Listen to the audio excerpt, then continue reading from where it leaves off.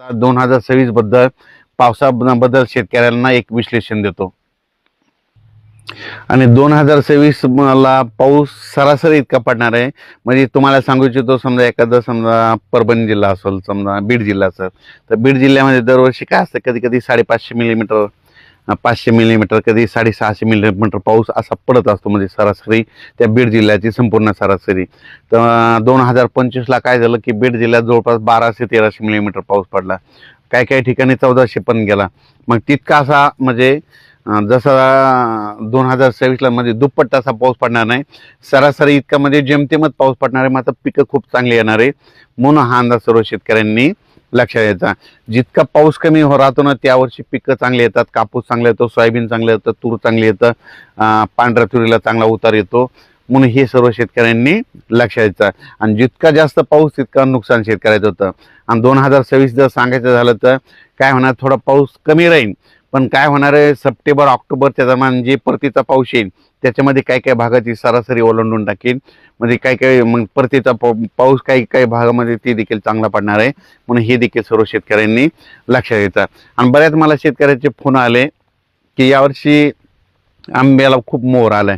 तर मी सांगत असतो ना, आंब्याला आला, पण तुम्हाला एक सांगतो, मी म्हणत असतो फक्त गावरान आंबा जर पिकला आणि टिकला तर त्यावर्षी पाऊस कमी पडतो, त्यावर्षी म्हणजे पाऊस कमी पडतो, दुष्काळ पडतो, असं मी स्वतःचा प्रॅक्टिकली अभ्यास आहे.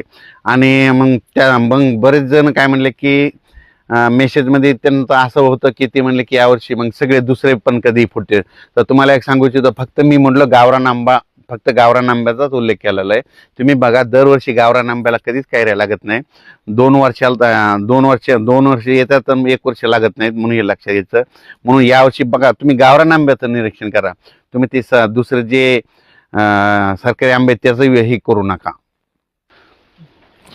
ते जे कलम केलेले आंबे तुम्ही त्याला तर कधी आणलं तरी बी फुलावर लागतं, त्याचा विषय करू नका. फक्त मी म्हणलं गावरान आंबा पिकला टिकला का तुम्हाला एक सांगू इच्छितो की त्याच्यावर अवलंबून असताना तुम्ही काय करा, गावरान आंबा बघा, गावरान आंबा जर टिकला आणि पिकला की समजायचं त्यावर्षी पाऊस कमी होतो, असं देखील माझं मत आहे.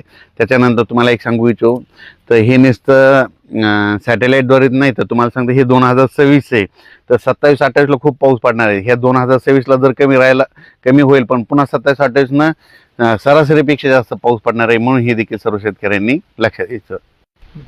तसेच एका शेतकऱ्याचा मला एक मेसेज आला होता की ती म्हणला की थंडी जर जास्त असली की त्यावर्षी गावरान आंबे फुटले. तर मी त्यांना लगेच ते एक मेसेजमध्ये सांगितलं होतं, फोन करून सांगितलं होतं, ज्या वर्षी म्हणजे थंडी खूप झाली, म्हणजे म्हणजे आपल्या उत्तरेकडे म्हणजे दिल्लीकडे, काश्मीरकडे खूप बर्फवारी झाली, त्यावर्षी थंडी झाल्यामुळे त्यावर्षीच फक्त गावरान आंबा मला फुलवारा लागला होता. आणि त्यावर्षी माझा पाऊस कमी पडलेला, असे माझ्याजवळ सगळ्या तारखेवाही लिहून ठेवलेलं आहे. म्हणून हे त्या शेतकऱ्याला मी उदाहरण दिलं. म्हणजे त्यांना सांगितलं की म्हणजे उत्तरेकडे खूप थंडी झाली, बर्फवारी झाली, त्या वर्षी मग काय झालं की आपल्या महाराष्ट्रातल्या गावरान आंब्याच्या झाडाला फुलवारा लागला होता. आणि त्या फुलवारा लागल्यामुळं त्यावर्षी नेमका पाऊस कमी झालेला, अशा माझ्यामध्ये नोंदी येतात, मध्ये लिहून ठेवलेलं आहे. म्हणून हे तुम्हाला एक सांगू इच्छितो.